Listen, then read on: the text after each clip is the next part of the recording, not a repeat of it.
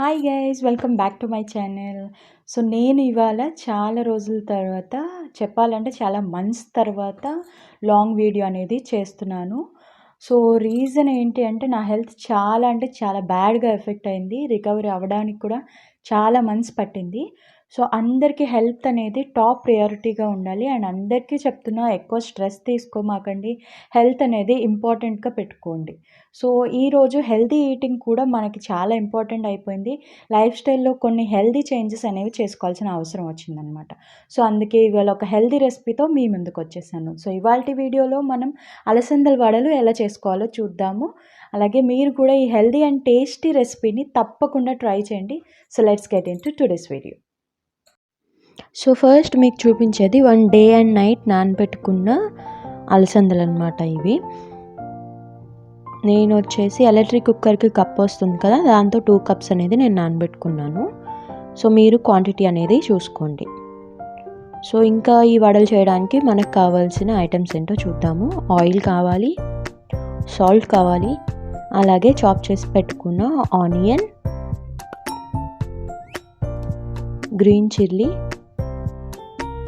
కొత్తిమీర, అలాగే కరివేపాకు కావాలి.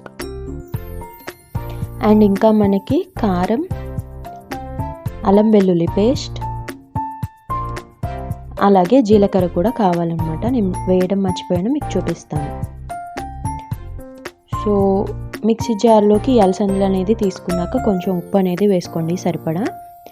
దీనిలో అస్సలు వాటర్ యాడ్ చేయకుండా గారెల పిండి ఎలాగైతే రుబ్బుకుంటామో అలాగా థిక్గా దీన్ని కూడా గ్రైండ్ చేసి పెట్టుకోండి. ఇప్పుడు ఈ గ్రైండ్ చేసుకున్న పేస్ట్లోకి మనం కట్ చేసి పెట్టుకున్న ఆనియన్స్, చిల్లీ, కొత్తిమీర, అలాగే కరివేపాకు వేసుకోండి.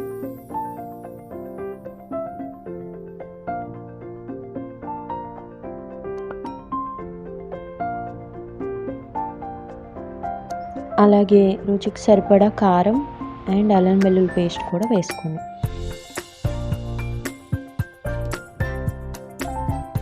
కారం ఎక్కువ తినే వాళ్ళు అయితే ఓకే, ఇంకొంచెం వేసుకోవచ్చు. తక్కువ తినే వాళ్ళు అయితే చాలన్నమాట. ఎందుకంటే గ్రీన్ చిల్లీ కూడా వేసాం కదా మనం. ఇప్పుడు దీన్ని బాగా కలిపేసుకోండి, చేత్తో కూడా గట్టిగా కలుపుకోండి. ఇప్పుడు స్టవ్ మీద ఫ్రైయింగ్ ప్యాన్ పెట్టేసుకుని ఇందులోకి డీప్ ఫ్రైకి కావాల్సిన ఆయిల్ వేసుకోండి.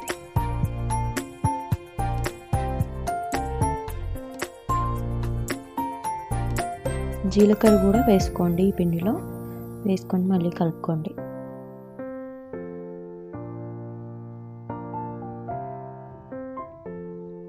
సో నూనె ఇలా హీట్ ఎక్కిన తర్వాత పలుచగా గారెల్లాగా చేసుకొని వడల్లాగా ఆయిల్లో వేసేసి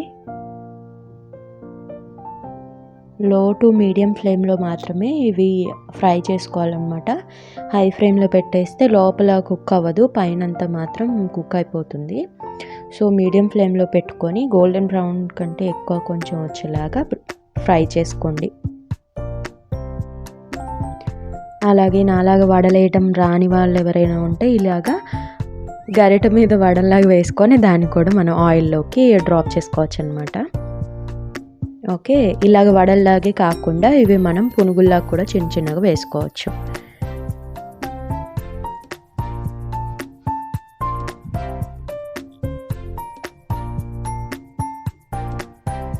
సో మీడియం ఫ్లేమ్లో ఇదొక 5 to 10 minutes బాగా ఫ్రై అవ్వాలి. అటు ఇటు తిప్పుకోండి మధ్యలో.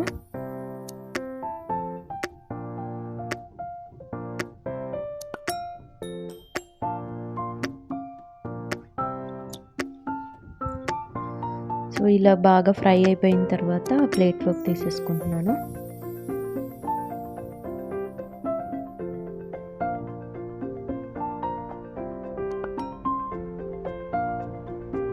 సో మన హెల్దీ అలసందల వడలు రెడీ అయిపోయినాయి.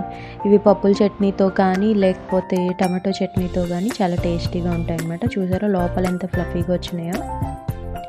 సో మీరు కూడా ఈ రెసిపీని ట్రై చేయండి. See you in the next video.